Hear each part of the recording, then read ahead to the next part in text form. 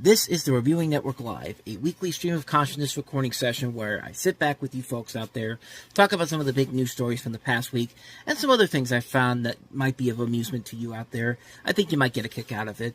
Now, these are more like audio podcasts and are much longer than my usual videos and are also, for the most part, unedited and will contain some foul language. So, if you're easily offended by that, I advise you to maybe step back a bit, maybe go somewhere else. But hey, if you're up to the challenge, sit back, relax, and enjoy the show.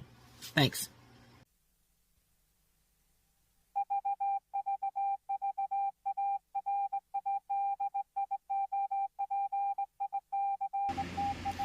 And for the 90th time ever, we are live from the Reviewing Network studios. It is another edition of the Reviewing Network Live. Another exciting episode in the middle of May 2025. Inserting filler time here. And how are you folks out there doing? It's the end of another week. We get another week started tomorrow. And yeah, it is what it is. So okay, I'm done filling time here. Let's get to what you came here for. The usual things that you're here to see, including some news stories that came out this week, and of course some things of interest that I thought would be interesting to bring up, and then of course recommendations at the end of the show here. But before we get to all that, of course, we have the top 5, the weekend box office, which has a new number 1 movie this week.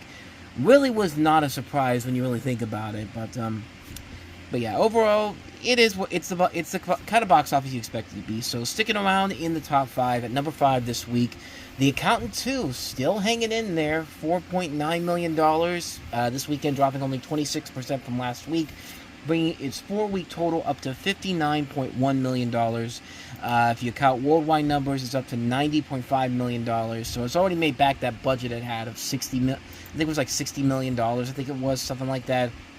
Actually, maybe I'm getting my numbers mixed up here. I think it was more than that. Maybe 80? Yeah, $80 million. So yeah, it's already made its budget back overall. I don't think it's enough to really warrant this to becoming a continuing series of films. But hey, they made their money back, so they'll probably look at that and say, well, we can make a third film now if we want to. But yeah, anyway, moving on here to some... 4 of the 5 movies in here are films we've kind of already touched on, so we really don't need to say too much more about them. Such as the case with number 4, a Minecraft movie, which is at $5.8 million this weekend, dropping only 23%, bringing its 7-week total now to $416.6 million. Worldwide, it's now up to $921.9 million. Enjoy this weekend because it's the last one you get, because Lilo and Stitch is coming in strong on Friday. That's gonna be a massive hit. Yeah, and that's gonna take away all the family dollars from a Minecraft movie. Thank God, so I can finally stop talking about this pile of garbage. But anyway, number 3, dropping down to number 2 this week. Sinners still hanging in there, and doing still pretty good numbers. Sinners is up to $15.4 million this weekend, dropping 30% from last weekend, bringing its 5-week total to $240.7 million, crossing the $300 million threshold worldwide for a $90 million movie that many people thought was going to be too much of a scary concept. An original movie being put out with all these big blockbusters and these franchise films. And yet, it's been the biggest hit of the entire year so far. I mean, it's already made back... what is it? Almost 3 times its budget. So yeah, they've already made their money back. They're good on that front. And I know Minecraft was above that, but this Sinners is a movie that's actually good and not a pile of steaming garbage. But okay, I'm done bad-mouthing a Minecraft movie. Let's go ahead and move on to number 2 this week. Thunderbolts, aka The New Avengers, aka here's $16 more million for you. $16.5 million, dropping 48% from last week, bringing its 3-week total now to $155.4 million. If you count the worldwide numbers, it's up to $325.7 million. Another movie that has done pretty well overall. It's gonna make that money back in no time, and Marvel desperately needed it. And which brings us now to the number 1 movie this week. There were 2 new releases that came out this weekend, and the one that won really should not be much of a surprise. It's just the way that it won overall.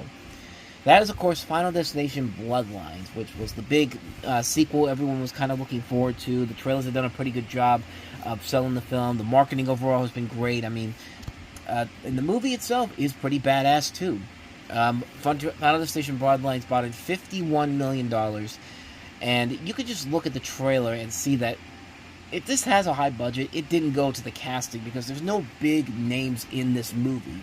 I think the biggest name you have in here is Brett Basinger, who plays the younger version of the grandmother in the movie, and Tony Todd, who, of course, this is his last film before he died, and yeah, it did very well. It's only cost $50 million to make, 50. I mean, in 1 weekend, it's already made back its budget, and if you count worldwide numbers, it's up to $102 million worldwide.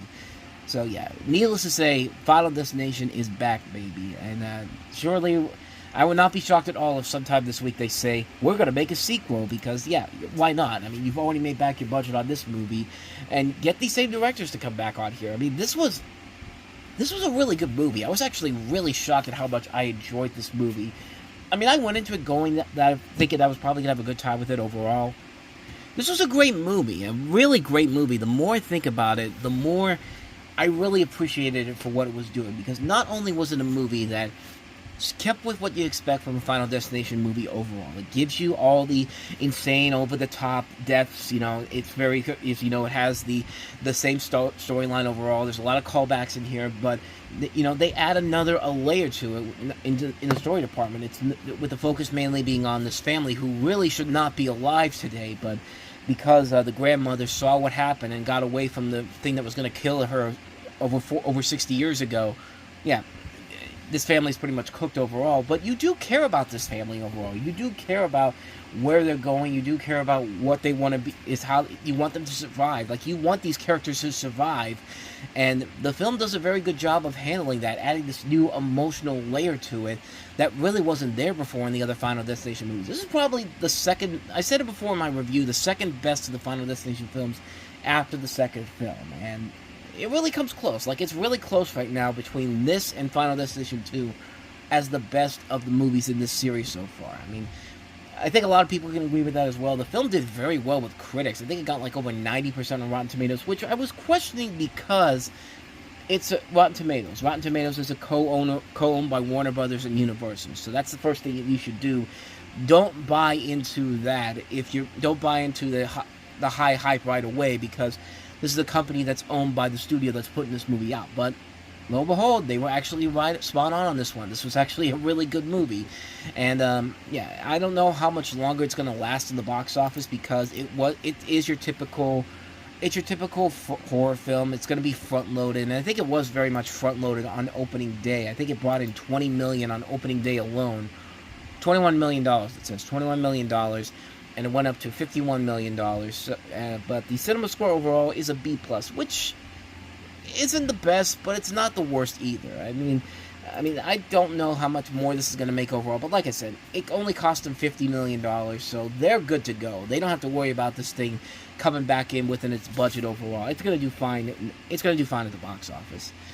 What's not going to do fine is the other new release this weekend, which was Hurry Up Tomorrow, which just barely missed the top 5.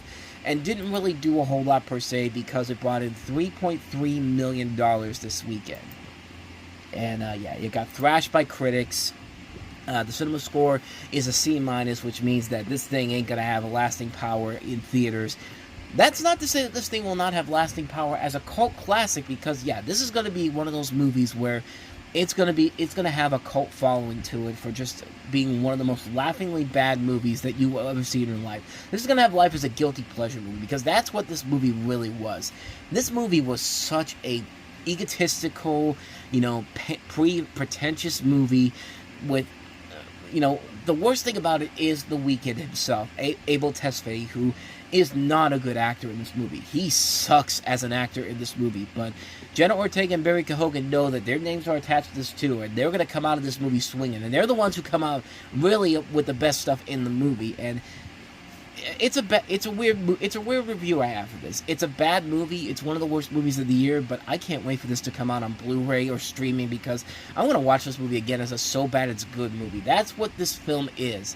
It's so bad, it's so over the top, but at the same time, there's stuff in here that I want to watch again. I mean, that's how much I love this movie. I hate it, but I love it at the same time. I mean, it's like I said, it's a so bad it's a good guilty pleasure movie, and it's one I can't wait to get when it eventually comes out on physical media.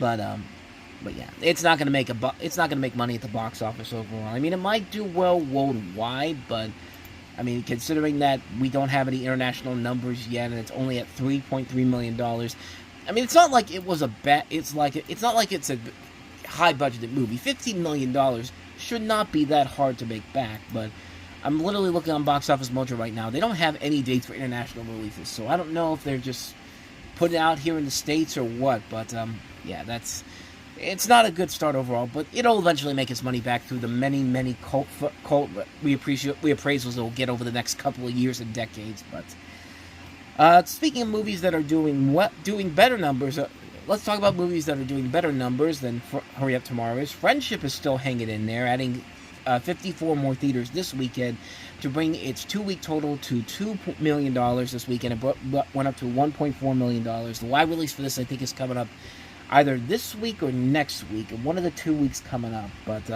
yeah, they're gonna put this is gonna be something that I think might be a sleeper hit overall. I think it's a film that not a lot of people really are expecting a lot from, but I think once it gets a wide release, I think there's gonna be people that are gonna come to it. It actually might become the surprise hit of the summer because the word of mouth on it is very good. It's an A24 comedy with Paul Rudd in it. Paul Rudd's usually a reliable draw, so it really could go either way on that one. But all eyes will be, of course, on next weekend, where, of course, we will have, Lilo and Stitch versus Tom Cruise Part 2, when the live-action remake of Lilo and Stitch comes out and goes up against Mission Impossible: The Final Reckoning, which, from what it looks like right now, Lilo and Stitch is going to mop the floor with Tom Cruise this time around. This isn't going to be a repeat of 2002, where it's neck and neck. Like, they're projecting somewhere between $150 to $170 million for Lilo and Stitch for the 3-day weekend. Mission Impossible should still do pretty well, $80 to $100 million. Although the word of mouth on Mission Impossible has not been the strongest overall.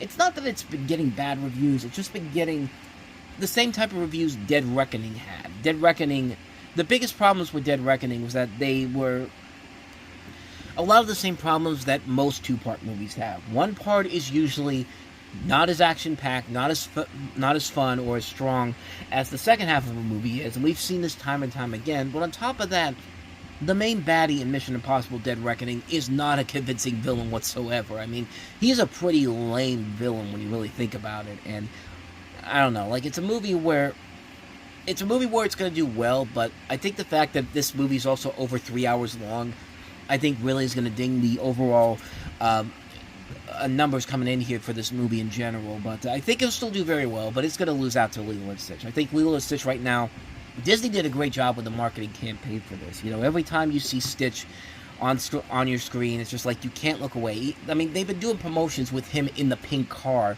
at the premiere, and it's just like, how can you not love a character like that? They've been smart in making the main focus on Stitch, causing chaos, and just being the cute character that he is. I mean, he's just such a fun character. He's my favorite Disney character of all time. So even if this movie turns out to be absolutely horrible, which it still could be, I'm still probably going to admire it for the fact that Stitch is absolutely amazing, and we must protect him at all costs.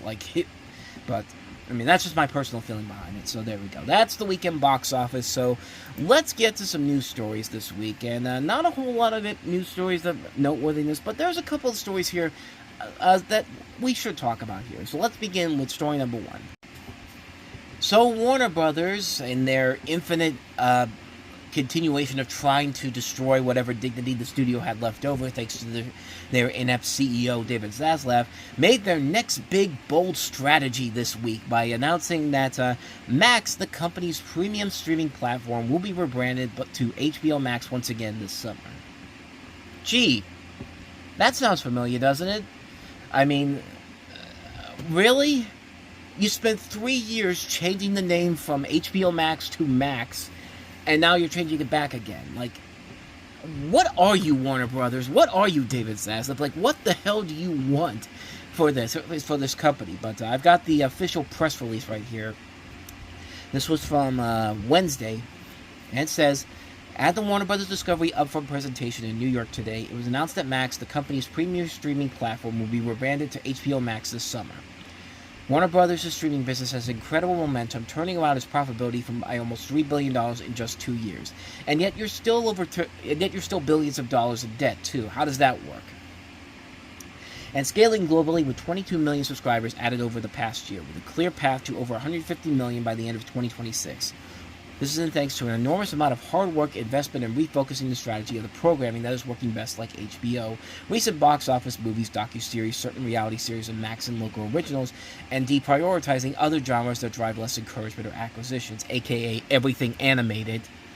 I mean, that's literally what you did. You took away all the animated shows on there, and this is the whole thing. This is the end result of that. It's just like, what are we doing here? And on top of that, they made this decision, and then to try to build up social media hype for this, they took all these memes and all these Warner Brothers shows that they had, and just decided, fuck it, we're gonna take this and pretend like we're in on the joke. Like you see Friends, you see Ross's character screaming, "We were on a break," when they're talking about, why did Max change it back to HBO? Why is Max being changed back to HBO Max? We were on a break. It's just like, and then they have the Spider-Man memes, the ones where where all the Spider-Man are pointing at each other, and it's just like, I mean, what are we doing here? Like, what is that your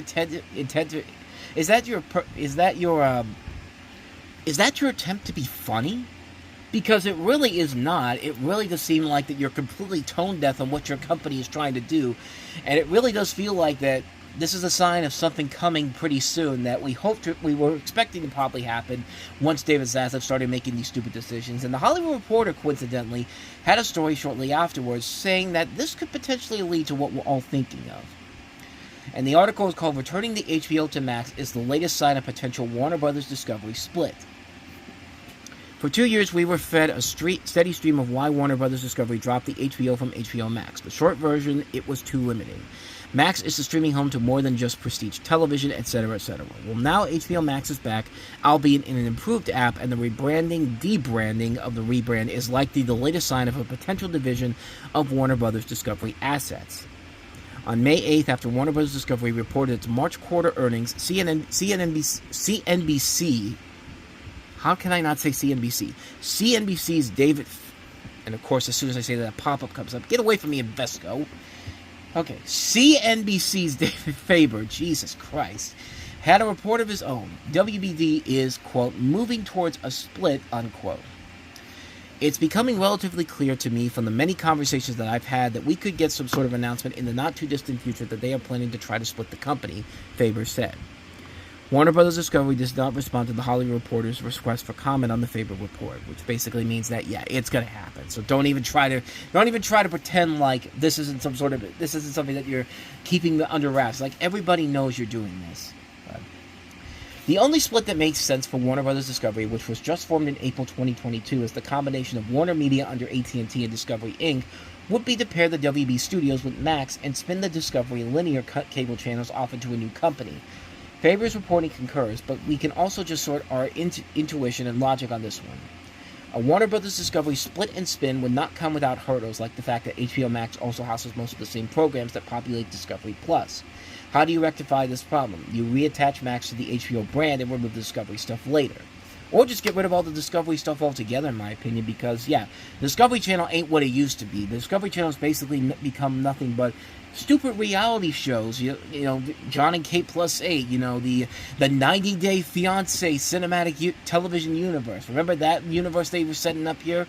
But we're not quite there yet, but it sure feels imminent. 30 minutes into Wednesday's Warner Bros. Discovery upfront, HBO chief Casey Blouse declared HBO Max is back. The absurdity of it all met with laughter, light applause, and exactly one whistle. It felt like the advertisers in the Madison Square Garden Theater were laughing at Max, but not with it. Later in the show, the announcement of new Shark Week programs, Dancing with Sharks, hosted by ousted Dancing with the Stars host Tom Bergeron, got a similar, "Are you kidding me?" kind of laughter. Blois did follow with a solid joke. "I know you're all shocked, but the good news is I have a drawer full of stationery from the last time around." Good one.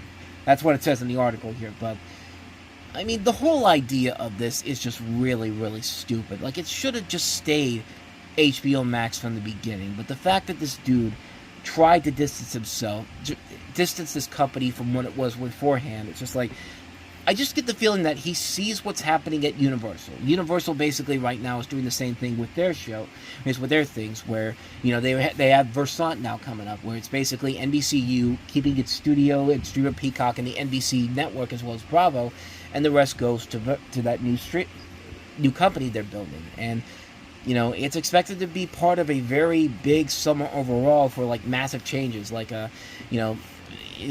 Jeff Shell, the former NBC Universal president, is going to be the president of Skydance Paramount, or whatever, when that merger eventually goes through, which will come up in the summertime. And we don't even know what Paramount could be doing too. Paramount could look at the same thing and do the same thing with their shows in general. But bottom line, the whole thing just really makes no sense whatsoever. It should have just stayed HBO Max in the beginning. But the fact that he tried so hard to distance himself from what made HBO Max what it was beforehand and what happened as soon as he got there, it's just like this is just a decision that should have been done 3 years ago. They shouldn't have changed it to Max, and we shouldn't even be in this situation right now. Hopefully this means David Zaslav will soon be gone, but judging by my luck, it won't happen anytime soon. So unfortunately, but anyway, that's that story. So let's go ahead and move to story number 2.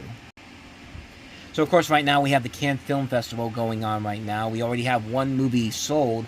The Jennifer Lawrence, Robert Pattinson drama Die My Love was actually just sold to Mubi, the company that gave us The Substance last year, for a $23 million deal for the U.S. and other territories. So we'll see if they'll do the same thing for that movie that they did with The Substance last year, and hopefully it will be a big awards contender. But excuse me. But there's a lot of stuff. There's a lot of things going on there. A lot of big news stories coming out as well. One of the big ones is that John Rambo is coming back. Not in the way you think, though. But as Deadline of Hollywood has the article right here, in the words of John Rambo, "Nothing's over." Action vets Millennium Media, known for the Has-Fallen, Hitman's Bodyguard, and the Expendables franchise, are launching John Rambo at the Cannes market, a prequel to the 1982 action classic First Blood. Rare Exports, Big Game, and Sisu director Jamari Helander is set to direct from a screenplay written by writing duo Rory Haynes and Sohrab Nushrivani. I don't know if I'm pronouncing that name right, who also wrote Black Adam. The aim is to start principal photography in October in Thailand. The film's plot is under wraps, but it will be the origin story of a young John Rambo during the Vietnam War, with casting in early stages. We understand Sylvester Stallone is aware of the project, but is not currently involved.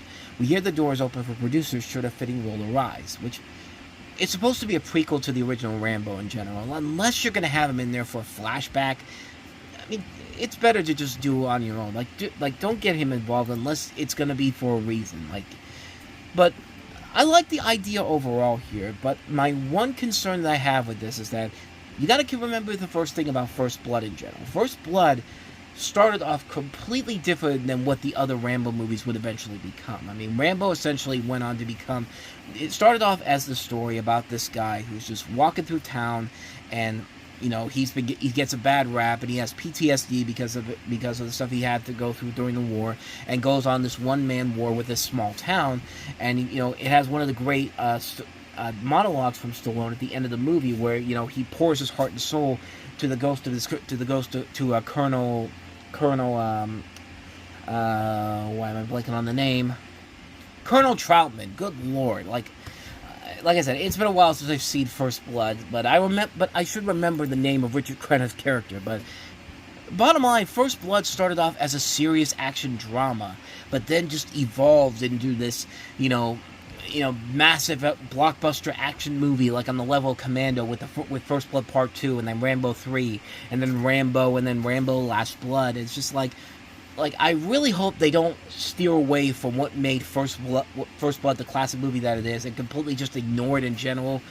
Like, there's a lot you could do with this story. It would be a very interesting film overall to see what a Rambo during his time in the Vietnam War look like, and I think you can get a really good sense of that if you do it the right way. And I think they got a great director to do this, the guy who did Big Game and Sisu, both really good movies overall. The screenwriting team is a little questionable because Black Adam was just kind of meh, but I don't know. I'm kind of curious about this one. I hope they don't ruin what made the First Blood the great movie that it is, and just completely just make it another Rambo movie. But I mean, hopefully they won't go down that path. I would like to think that this company is smart enough not to do that, but then again, Millennium Medium is not really a smart company overall when it comes to some of the other movies they produce outside of their franchises, but I digress. Anyway, let's go ahead and move on to our next story. From The Hollywood Reporter, the gears are turning for David Leitch. Fall Guy director is in negotiations to helm Gears of War, Netflix's big-budget adaptation of one of the biggest video game franchises on the Xbox platform. John Space, who is working with Denis Villeneuve on adapting Frank Herbert's Dune books for Legendary, is writing the script for the feature, for which Netflix has partnered with the Coalition Studio, the Canadian game developer behind the franchise. Leitch and his wife and producing partner Kelly McCormick will produce the feature via their 87th North banner, along with the Coalition. Netflix has no comment on the deal making. The game is set on a planet on the brink of societal. God damn. I am having trouble with these words today. Societal. On the brink of societal collapse, when a monstrous threat in the form of underground creatures known as the Locusts take humanity to the verge of extinction. Delta Squad, a ragtag fire team led by disgraced Sergeant Marcus Fenix, is now charged with leading humanity's last stand. Netflix picked up the rights to the popular video game franchise in November 2022 with grand ambitions. It hopes to first adapt the game as a feature, then followed it up with an adult animated series. More work would follow in success. And David Leitch has been a really solid director overall. I mean, he made one of my favorite underrated films from last year, The Fall Guy, which came out last summer and didn't do jack shit at the box office, which is a crime. And he's a damn good action producer too, as well. I mean, the guy produces, he's produced some great action movies like the John Wick films, Nobody.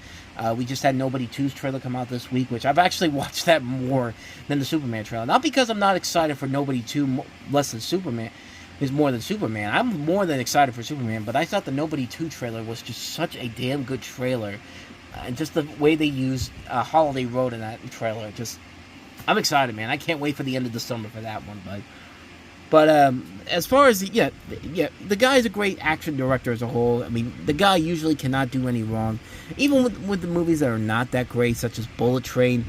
I mean, there's still stuff in there I admire about that movie overall, but other than that, though, I'm really excited to see what he does with this film in general. I mean, if he attaches thing to something, I'm there, and I'm not a big Gears of War person in general, but the fact that he's doing this movie gives me a lot more hope for it, and I really can't wait to see what he does with it. So, quick one on that one. Gears of War getting David Leitch for directing. I don't even know if I'm pronouncing that name right. David Leitch? David Leitch. Okay, moving on to the next story.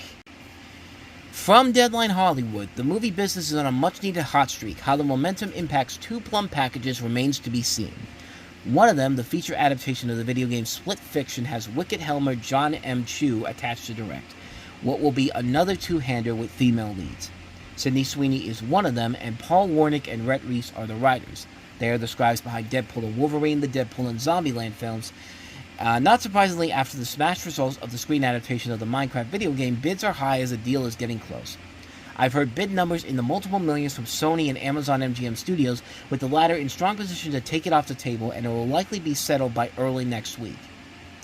More interesting is Deeper. I've heard that Ana de Armas is poised to join Tom Cruise in this undersea supernatural film that Doug Liman will direct. De Armas is the new wrinkle here. They've been photographed together recently, and I'm told that they are doing the diving training required for the project. Of course, everyone is saying that they're dating, because why not? But Deeper follows an astronaut who encounters a terrifying force while on a deep dive into a never-before-explored trench. Pick has been in development for almost a decade, originally set at MGM in 2016, which bought a Max Landis script. I've heard Christopher McQuarrie is involved with the script now. Originally, Bradley Cooper was to star, with Cornel Mundruxo directing. Idris Elba and filmmaker Baltasar Kormacko teamed on a later iteration that likely failed to move forward. This one is expensive, in the $200 million range most likely, and it's proved too rich for Warner Brothers' blood. But Cruise crushed the Crusette this week with the final installment of Mission Impossible: The Final Reckoning, a film expected to do $70 million or more on its 5-day opening weekend, hopefully on a blockbuster path. De Armas also has momentum as her John Wick spin-off Ballerina is tracking at $40 million plus.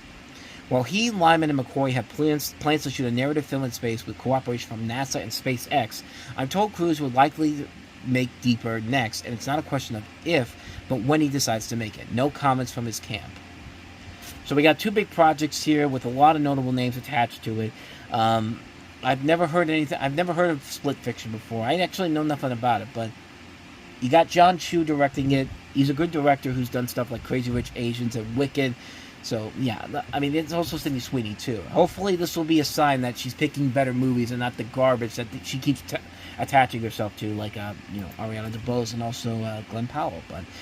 But the deeper one, Tom Cruise, Ana de Armas, could be a very interesting film. It sounds like a darker version of something like The Abyss, but, I mean, hopefully that's the way they're going with it. But, either way, yeah, these two sound like very interesting projects overall. Can't wait to hear more about them in the years to come, assuming that they're going to get done, which I think if we're going to hear anything about Split Fiction, it'll probably be sometime this week. So with that said, let's go ahead and move on to the TV fall schedules, because 4 of the 5 networks have gone ahead and revealed their fall lineups. Last week, CBS already reviewed their fall schedule, and it really didn't see any major changes overall, stuff we kind of expected overall. But then we got to the 3 of the other 5 networks. CW didn't reveal their fall schedule, which will probably not happen until midway through the summer. Not like they would have anything of interest there, but since that network has pretty much changed its tone since they rebranded. But NBC, all eyes were on them because the big thing is that they have the NBA coming their way next fall. And, everyone was wondering what was coming back, what was getting canceled, and we got our answer, and they did it in a very unique way. This is Deadline Hollywood posting the story. The NBA era on NBC is officially starting this fall, and we are getting a taste of what the network schedule will look like with professional basketball taking over its primetime. I say a taste because NBC today is only announcing a fall schedule for the first 6 weeks of the season through October, with some guidance on its November schedule plans. The October schedule features less than a third, 31.8% scripted programming, which could be the lowest ever for NBC. And one new series, the unscripted On Brand with Jimmy Fallon, or 2 actually. NBA is a huge priority for us. That is our biggest new show in the fall. Jeff Bader, President Programming Planning Strategy at NBC Universal Entertainment, said during a pre-upfront press call Saturday. Not surprisingly, the entire NBC schedule is tailored around it, and there was a lot of tailoring to be done. There is a 3-part rollout to the fall schedule, given that the NBA comes on in the middle of October. Here are the versions of the NBC schedule for the first 2 parts of the rollout in September and October, followed by analysis and information about Part 3, as well as details on the 3 for now official new series, On Brand, comedy The Fall of Rise of Reggie Dinkins starring Tracy Morgan and Daniel Radcliffe, and prehistoric nature docuseries Surviving Earth, which follows in the footsteps of this season's The Americas. So the schedule is that The Voice is back on Mondays, so is Brilliant Minds. Then Tuesday in September, it's The Voice again on Tuesday. Then On Brand with Jimmy Fallon premieres at 10 p.m. And then the NBA begins in October, and that'll take up the Tuesday slot on NBC. Wednesday, no real surprises there. Chicago Med, Chicago Fire, and Chicago PD. Thursday, Law & Order and Law & Order Special Victims Unit, and The Hunting Party, which I actually heard got a lot of bad reviews when that came out. So I'm actually kind of surprised that that show is coming back, even though I've heard no good things about that show whatsoever. Friday, it's On Brand with Jimmy Fallon again, and then Dateline NBC. And then Saturday, you have the Big Ten Saturday night show on NBC, college football. And then, of course, Football Night in America, NBC Sunday Night Football. And it says here, to paraphrase Benjamin Franklin as NBC, nothing is certain except Dick Wolf shows. As the network schedule is being overhauled to accommodate basketball programming under NBC Universal's $2.5 billion a year deal with the NBA, on Tuesdays in the fall and Tuesdays and Sundays in mid-season, there are only 7 scripted shows on NBC's September-October schedule. 5 of them, the Chicago Trio, Law & Order, and Law & Order SVU, come from Wolf Entertainment. What's more, they remain anchored in place, with no scheduling changes for any of them. One Chicago on Wednesday and Law & Order 8 to 10 on Thursdays. But standing in the NBA's path is the Tuesday edition of NBC's flagship reality show, The Voice, and the network's Tuesday comedy block. More on that in a bit. As a result, the singing competition will start its regular Monday-Tuesday air pattern in September before retreating to 1 show a week on Monday at the kickoff of the NBA season in October. That is not all the shrinkage The Voice will undergo next fall. Come November, the reality show's 2-hour Monday edition will be squeezed down to 1 hour, 9 p.m. to 10 p.m. to make way for NBC's displaced Tuesday comedy block. The hour-long block once again will be anchored by sophomore St. Denis Medical at 8 p.m. In November, NBC will also restore the 8 p.m., 9 p.m. Friday comedy block with fellow sophomore Happy's Place back at 8 p.m. at its 8 p.m. tempo. The 8:30 shows on both nights are currently vacant. Contenders to fill them include newly picked up comedy series The Fall and Rise of Reggie Dinkins, which is, like I said, starring Tracy Morgan and Daniel Radcliffe, as well as 2 NBC comedy pilots which have yet to be filmed, Stumble from Jeff and Liz Astoff, and an untitled community-centered project from Sierra Tella or Neeliath. A decision is not expected before the network sees the pilots in June, Kern said. Besides the Wolf series, the other dramas on the fall schedules are Sophomores, The Hunting Party, and Brilliant Minds. Since they shared the same post-The Voice time slots in their freshman seasons, one in the fall and one in mid-season, one had to move, and The Hunting Party will relocate to Thursdays at 10 p.m., succeeding the just-canceled Found. The October schedule features 3 nights of sports, basketball and football, and 2 nights with at least 2 hours of unscripted news magazine programming. That latter includes On Brand with Jimmy Fallon, a brand integration by the way of a reality competition show, which launches on Tuesdays and then airs on Fridays until the comedy block returns in November. So of the comedy shows they have on here, we have The Fall and Rise of Reggie Dinkins, which is Tracy Morgan starring as a disgraced former football player on a mission to rehabilitate his image. And like I said, Morgan, Daniel Radcliffe, Erica Alexander, Bobby Moynihan star on the show. The unscripted show is On Brand with Jimmy Fallon, which is an innovative unscripted series that will follow what happens when Jimmy Fallon starts a premier marketing agency and fills it with the most creative, clever, and competitive go-getters he can find. Fallon recruited Bozoma St. John On Brand Agency's chief marketing officer, where she will mentor the creatives and evaluate their work. In each episode, the On Brand Agency creatives will work with a major brand in need of a big idea for a massive high-priority campaign. From creating earworm jingles and unbelievable activations to produce the most quotable commercials and must-have merchandise, they will have unprecedented access to the client's businesses before pitching their versions to a brand representative, along with St. John and Fallon, with only the best ideas moving on to proof of concept and the opportunity to see their campaign brought to life on the national stage after each episode. And then Surviving Earth, which is NBC going way back in time to show how life not only survived cataclysmic events, but thrived in this unscripted special event series ordered Surviving Earth. Surviving Earth will take an incredible journey into prehistory to learn from the lessons from past mass extinctions. Adopting cutting-edge digital technology, each episode transports the viewers back to meet the bizarre and amazing characters and breathtaking landscapes of a vibrant lost world. Audiences will witness how life finds a way to survive on a planet where meteors fall, supervolcanoes erupt, and seas boil and land moves. From the creators of Walking with Dinosaurs and Primeval, those are the stories of the survivors, fighters and lucky ones that shape the world we live in.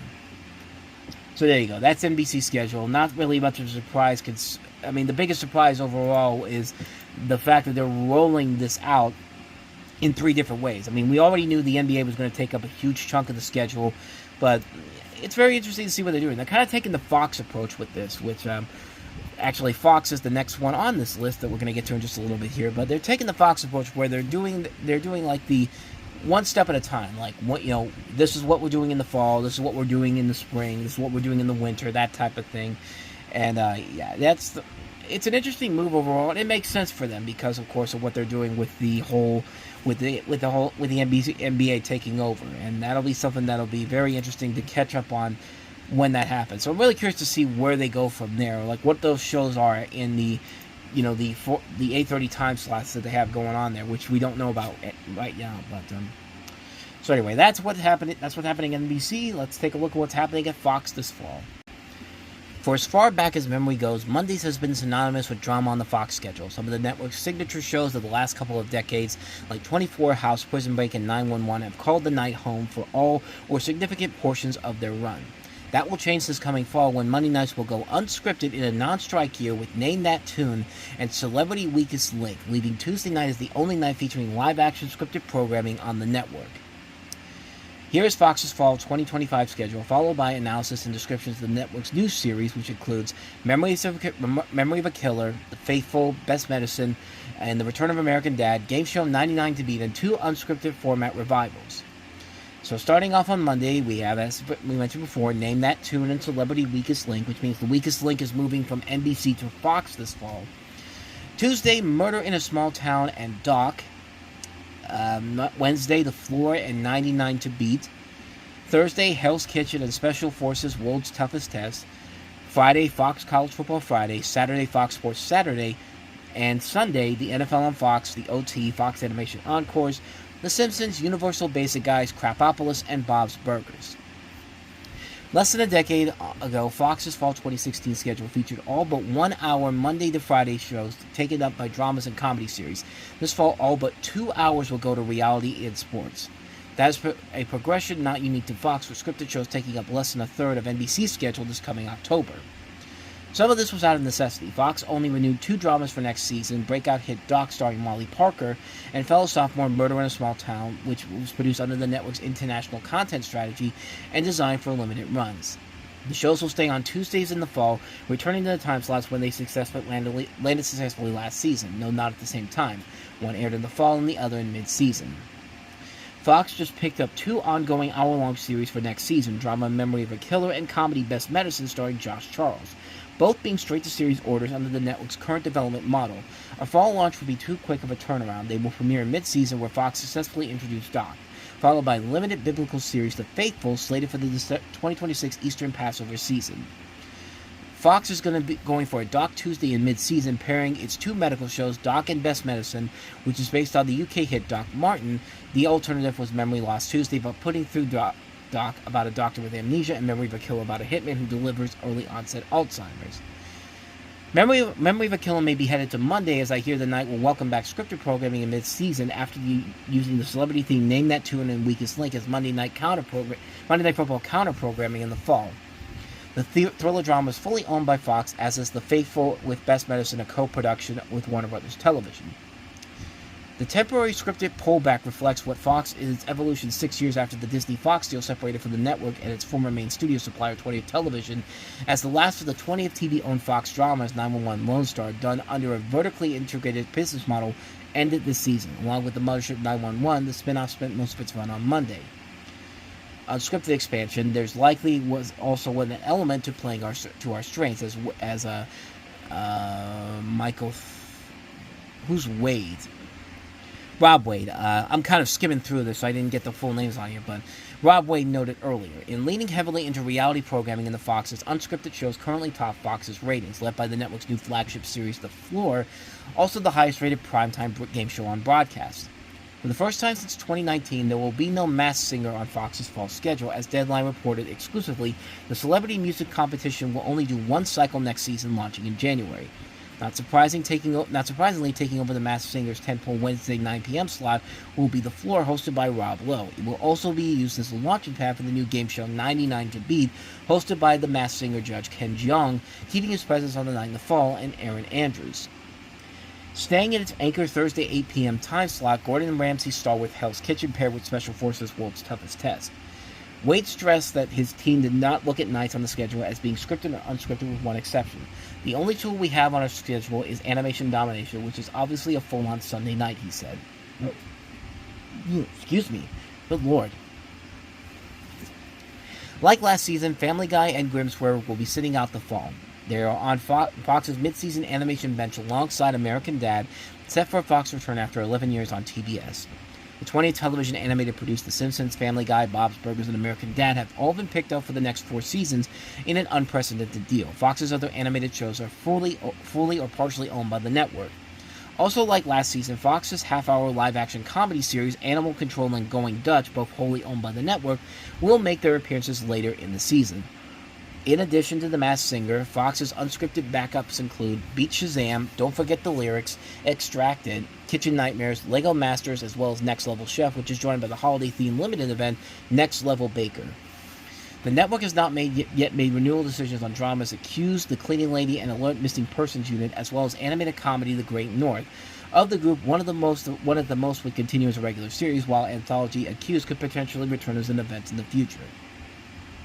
Now, in terms of the new shows that they have on here, Memory of a Killer is inspired by the 2003 award-winning Belgian film Die Zaak Alzheimer. Memory of a Killer is a dramatic thriller about a hitman who develops early-onset Alzheimer's. Losing your memory is a devastating hammer blow for anyone, but for Angelo Lolita, the stakes couldn't be higher. His hitman job would be perilous enough, but there's an added pressure. Angelo lives 2 totally separate lives, fearsome New York City hitman and sleepy upstate Cooperstown photocopier salesman and father. Having built and maintained a brick wall between his 2 worlds, Angelo has seemingly juggled and compartmentalized. I'm having trouble speaking lately. I'm compartmentalized for years. But now that's all about to change, because Alzheimer's is a foe he can't outrun, and he knows too well how this ends, as his older brother has already lost the condition. Angelo is exceptionally resourceful and talented, the best of the best, but he's also about to be tested like never before, and now every moment counts. This is only made more difficult when he discovers that his wife's recent death may have not been an accident. So when someone comes after his daughter who is pregnant, it's clear that the wall between his life has been breached. Angelo must stop whoever's coming for his family by searching for his past hits for clues, and the list is very long. Now, Angelo must hunt down for his mortal enemy while continuing to carry out hits without giving away his diagnosis and still making it home in time to cook dinner for his daughter. Memory of a Killer is a redemptive story about a man who is losing his memory but gaining a conscience, because Angelo knows he must stop history from repeating itself and save his family before he forgets the past. The new event series, The Faithful, is a 6-episode limited series presented over 3 consecutive weeks during next Easter and Passover season. The Faithful is based on the Old Testament's book of Genesis and told through the eyes of the courageous and passionate yet flawed woman whose descendants would shape 3 of the world's greatest faiths, Judaism, Christianity, and Islam. Dimensional, dramatic, and intimate, even shocking, The Faithful is about discovering and losing love, the challenges of marriage, the joys and heartbreak of children, confronting temptation, and finding faith. The episodes will be told through the lens of 5 of the Bible's most legendary women, Sarah and her former slave Hagar, Sarah's great niece Rebecca, Rebecca's niece's sister Leah, and Rachel. Best Medicine stars multiple Emmy Award nominee Josh Charles in a series which is a complicated 1-hour comedy based on the critically acclaimed and beloved global hit Doc Martin. The series centers on Martin Best, played by Charles, a brilliant surgeon who abruptly leaves his illustrious career in Boston to become the general practitioner in a quaint East Coast fishing village where he spent summers as a child. Unfortunately, Martin's blunt and borderline rude bedside manner rubs the quirky Navy locals the wrong way, and he quickly alienates the town, even though he's all they've got.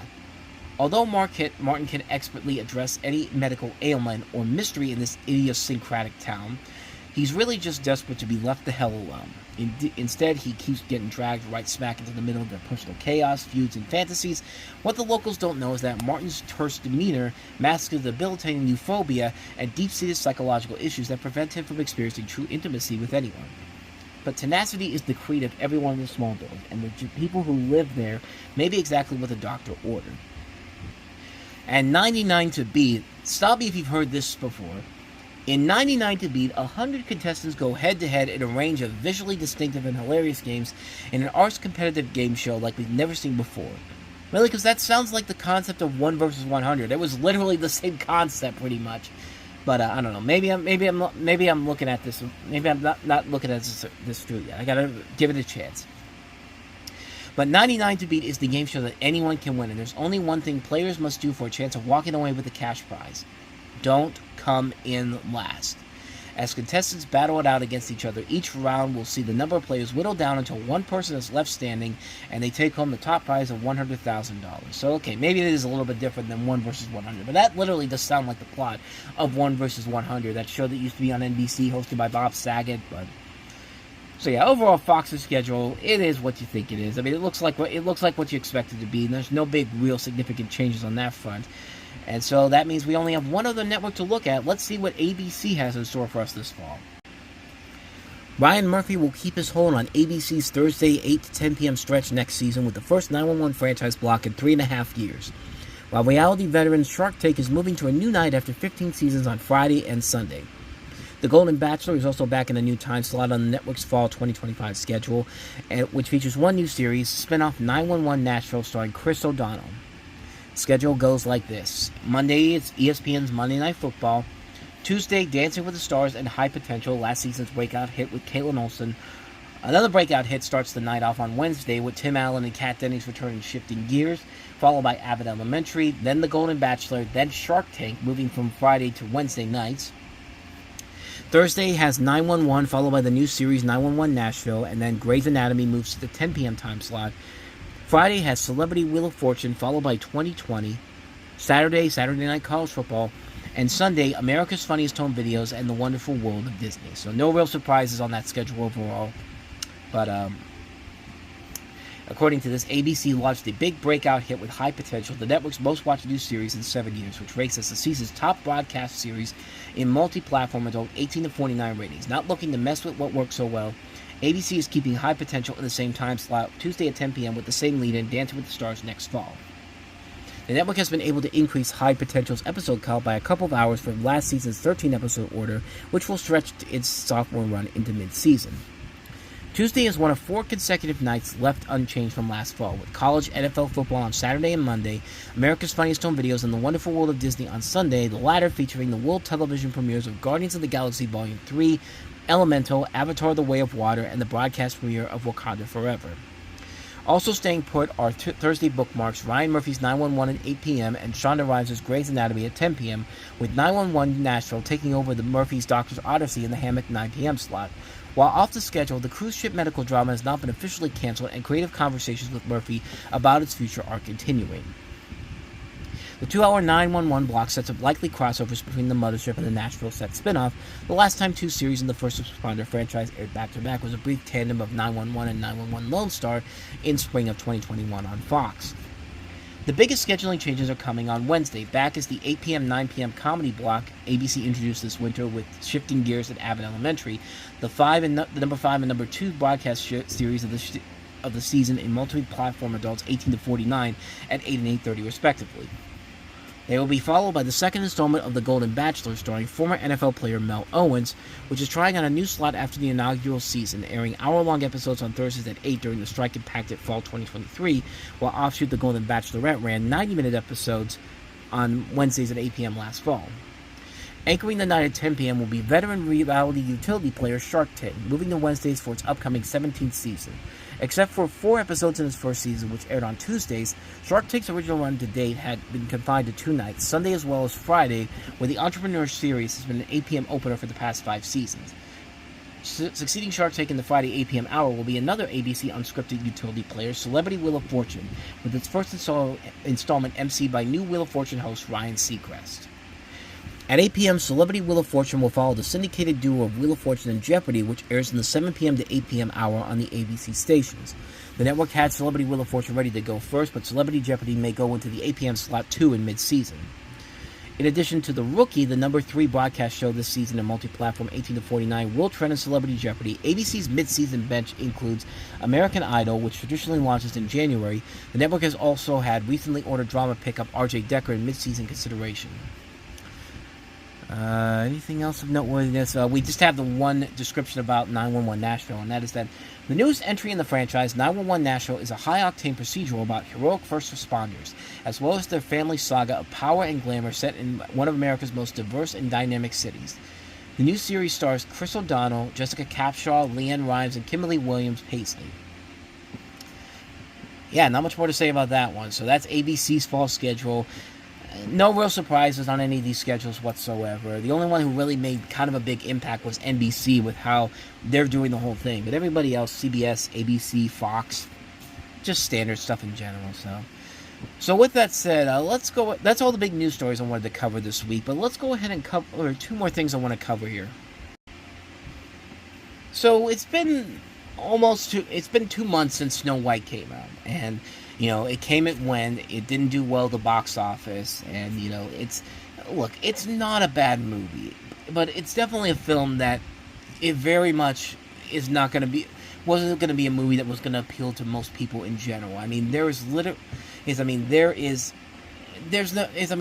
not, like I said, it's not a bad movie, but it's definitely a movie that really didn't need all the backlash that it got. I mean, it basically got screwed over by something stupid that didn't make a whole lot of sense, and only peeved one certain group in particular. And I think you know which one I'm talking about. But I'm bringing this up because ever since then, there has been all these hit pieces about, Rachel Zegler, like, she's a monster for the stuff she said, and just like, no, we're going to blame Snow White on her. Not just, don't blame the other star of the movie for the stuff that she did, and because, I said before, I kind of stopped paying attention to Variety in general because of that hit piece they put out, basically saying that Rachel Zegler is cancer and that she deserves to die. Meanwhile, they're praising the bejesus out about Gal Gadot, and it's just like, at that point, it's just like, I can't do this anymore. So I'm going online and I'm looking on Watch Mojo, and I'm looking on there, and they have a new video out called "Top 10 Recent Movies That Brutally Bombed." And who's on the thumbnail? It's Rachel Zegler again, and you know, so it's just one video, right? No, I counted. There are 7 different videos on Watch Mojo's website where Snow White is at the forefront of it, and they're for reasons that it just feels like they have titles like "Top 10 Recent Movies That Brutally Bombed," 5 Snow White movie moments that caused massive backlash, Top 10 Worst Disney Disasters of All Time, Top 10 Worst Changes in Snow White 2025, Snow White and the 7 Other Classics Really Disney Milked to Death, Snow White and the 7 Ways to Ruin a Movie. I mean, Jesus Christ, Watch Mojo. We get it. You didn't like the movie. I get that people don't like the movie. It's just like, yeah, it was a bomb. Most people hated it, but good Lord, there's no reason for anybody to make 7 different videos about how much you hate a movie. I mean, I don't care how much you hate a film. It's not worth 7 videos. Like, this is ridiculous. Like, and it's just like, it comes to the point where it's just like, the same thing with Variety. It's just kind of like, I don't even want to watch Mojo anymore, because even if you go and watch Mojo, and a lot of their top 10 lists are stuff that's been done over and over and over again. I mean, it's a lot of the same lists they've done before, time and time again, and it's just kind of like you guys can't do any new top 10 lists to work with. Like, these are the ones that you really have to go in and try to do here, and on top of that, it's just kind of like, yeah, the whole thing with the whole Snow White thing, it's just kind of like, really, like, this is what, like, I'm literally looking at another video that they have on there that it doesn't have Snow White in the thumbnail, but it literally says top 10 movies that went woke and failed, and literally if you hover over, the first thing you see is a clip from fucking Snow White, and it's just like, that's now 8 videos that I've seen on this channel. It's just like, screw it, I'm gonna do it right now. You're gonna see this on camera. Actually, I'm not subscribed to WatchMojo.com. It's just like, I was gonna go ahead and unsubscribe to it, but then I realized that no, I'm not subscribed to it, so I don't even know why the hell I'm watching it. But bottom line, what I'm trying to get across is that, like, my whole point of this whole thing is simply that, when does hating a movie go too far? I mean, yeah, I get it. Snow White was not the best well-received movie, but at the same time, it's just kind of like, nobody really nobody really should hate a movie hate movies like Snow White, or any movies like that. Shut up. I'm trying to talk, and you're interrupting me. Watch Mojo. Like I said, I was trying to go ahead and unsubscribe, but I'm not even subscribed to the channel in general. So, but the main focus of this argument I want to have is that, when does hating a movie or TV show go too far? Like, if you have to do more than 8 videos where you talk about how much you hate something, maybe you should think about doing other things, because if you're just gonna keep doing the same thing over and over and over again, talking about how much you hate a movie so much, it's just like, you're alienating your audiences big time. Like, the one thing that I do on this channel is, like, I try to expand on all different types of movies and TV shows. The ones I like, the ones I don't like. But I'm not going out there doing a video every single day talking about how much I hate one single movie. And excuse me, but yeah, it just really bugged me. That really bugged me a lot. Like, I don't like the Minecraft movie, but you don't see me going online and doing 8 different videos talking about how much I hate the Minecraft movie. You don't see me going on there and doing 8 videos talking about how much I hate the movie Lucy. I think it's the worst movie I've ever seen in my life. No, I don't do that. I'll probably do 1 or 2 videos like that, but going overboard on what Watch Mojo is doing is just like, I mean, it's ridiculous, man. I mean, how far does it go with hating a movie or TV show? Honestly, but I don't know, that's just something I wanted to get off my chest, because that really bugged me seeing that this week. All those videos for, is like, we get it, you didn't like Snow White, but you don't have to keep rubbing it in our faces like that. I mean, Jesus Christ. But anyway, one more thing I want to cover here, and then we can go ahead and get on out of here. The second pick will be made by the San Antonio Spurs, and that means that the number one pick in the 2025 NBA draft goes to the Dallas Mavericks. So that right there, you heard that. This was on Monday when they did the NBA draft lottery, and the whole thing, there was a belief that the San Antonio Spurs and the Utah Jazz, I think, were like the top teams going into that, thinking that they were going to win the draft lottery. The Dallas Mavericks had a 1.8% chance of landing the top pick. And, the whole thing about, and of course the Dallas Mavericks made a lot of controversy this past year, getting rid of Luka Doncic and really derailing their season in general. But it looked like it paid off for them when they got that pick, because now they have the free will to go ahead and draft Cooper Flagg next month in the draft lottery. But everyone was saying that this was a rigged draft. I mean, it's fitting because, of course, 40 years ago, we had another rigged draft in the NBA draft lottery, and that was, of course, when Patrick Ewing got drafted by the New York Knicks, and everyone thought that they were rigging it for New York to win that draft. And of course, if you don't remember that, it went something like this. Goes to the Los Angeles Clippers.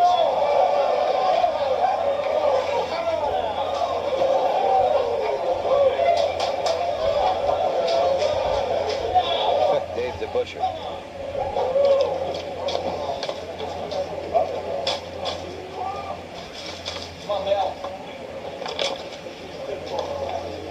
The second pick in the 1985 NBA draft goes to the Indiana Pacers. The horseshoe works.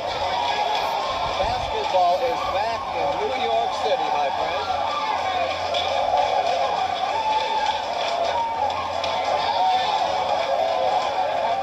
Pick in the 1985 NBA college draft. And of course, that was where they selected Patrick Ewing, which is very fitting because now the New York Knicks are in the Eastern Conference Finals and could be on their way to the NBA Finals. They just got to beat Indiana. But everyone is saying that the NBA rigged this so that the Dallas Mavericks would get the number one overall pick. And I don't know, man. I mean, there's a big difference between the 1985 draft and the 2025 draft. The 1985 draft, there was clear indications that that shit was fixed for that front. And I mean, I don't know, but to me, I don't see anything about it with the 2025 pick, with the 2025 draft overall. I mean, it could have really gone to pretty much anybody, and it's just those odds that they had beforehand. It's just like it's like going to a casino and betting. There are other things out there that are more rigged than the 2025 NBA draft. I think the Dallas Mavericks just got lucky, but I don't know. Maybe I don't know. Maybe it's just me. Maybe it's just me. Maybe it's just my thinking about that. Mostly because I don't have an NBA team in my town. But the great thing about is, by the way, David Stern. I mean, that guy was the master at the building up of something back in 19. I was watching another video from the 1993 NBA draft where he makes this trade announcement, and nowadays when you watch the draft, it's just like, okay, they do it in a little graphic on beforehand. But no, back in 1993, where we didn't have this thing called the internet, this is how David Stern decided to announce a trade, and it's probably the most dramatic trade you'll ever hear in your entire life. Ladies and gentlemen, I'd like to report a trade.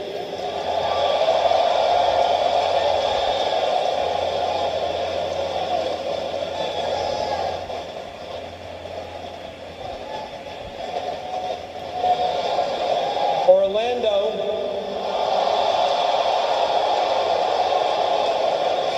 has traded the draft rights to Chris Webber to Golden State. He's building this up. You could just tell he is enjoying every single moment of this, and he just loves building up what this whole trade is all about. And I just love how the audience is just so enthralled by that. This is what we miss nowadays when they make these trades. Like I said, this was before the internet, and I think one comment here perfectly sums it up. This is one instance where social media kind of ruins things. Announcements like this in person with no one knowing before are amazing. And yeah, this is pretty freaking amazing. And we're not even halfway through. We're only halfway through this.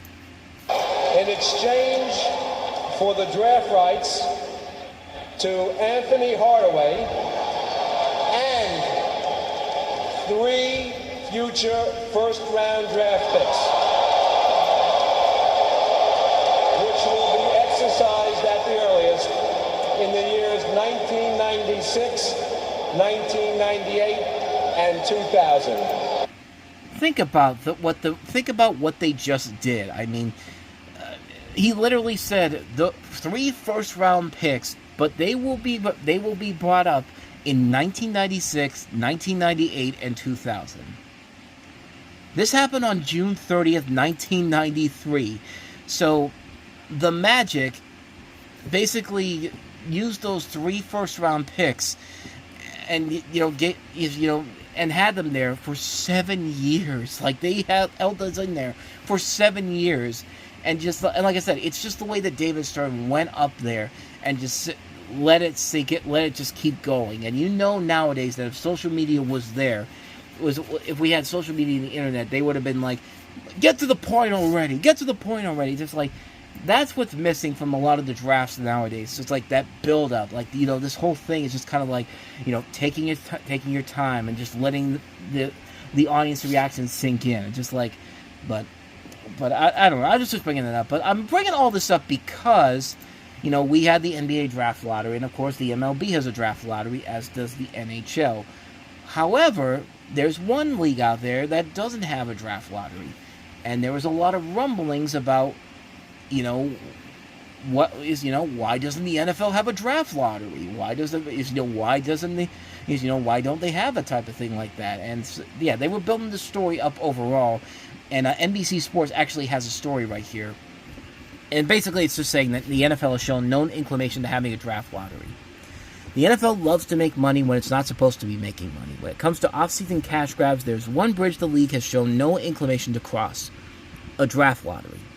The NBA's recent draft lottery, which shows the Dallas Mavericks overcome 1.8% odds to win the rights to 18-year-old Duke phenom Cooper Flagg, sparked claims that the lottery was rigged. No lottery has ever been rigged. It also sparked arguments in some circles that the NFL should have a draft lottery, and as we've argued in the past, the NFL should have one. Beyond the intense interest a draft lottery would generate, it would land somewhere between the show about nothing draft and the show about nothing scheduled release. A lottery would create a system that would reduce the incentive to tank, but not guaranteeing the first pick to the worst team. And now here's where they say where the problems come into play. Here's the problem. Merely having a lottery legitimizes the reality that at some point in the lost season, it's good to be bad. With the NFL stubbornly pushing the notion that every team tries its best to win every game of every regular season, anything that would crystallize the perception that losing leads to winning would take a sledgehammer to the facade of competitive integrity. I can think of other reasons why competitive integrity doesn't really exist in the NFL. Why don't you take a look at who's been sponsoring the NFL as of late? Gambling sites, DraftKings, FanDuel, that type of stuff. But anyway, that's just my thoughts on that. But one way to eliminate this would be to give, for example, each of the 18 non-playoff teams an equal shot at the first pick, the second pick, and so on.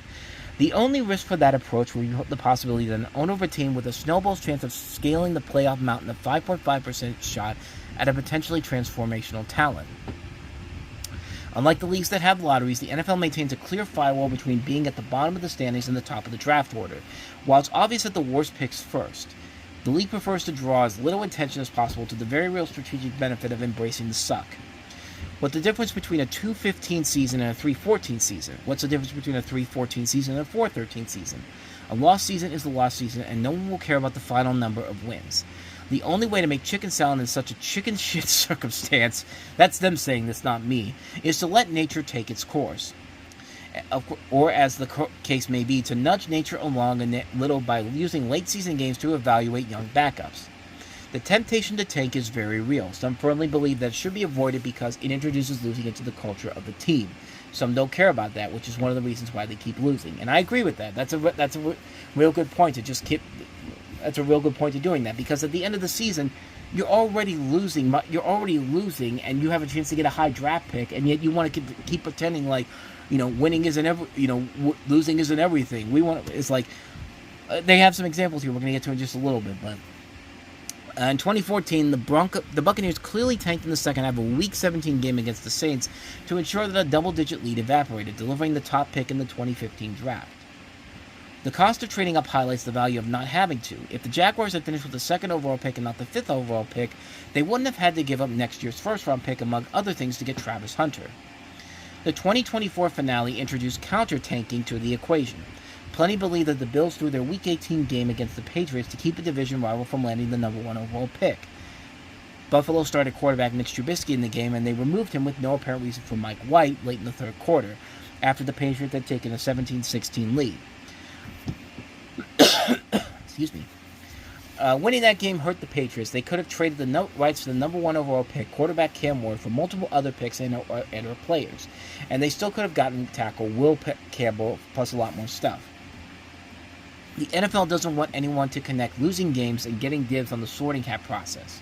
Having a draft lottery acknowledges the link, making it harder for the NFL to perpetrate the rules that every team tries to win every game each week of every year.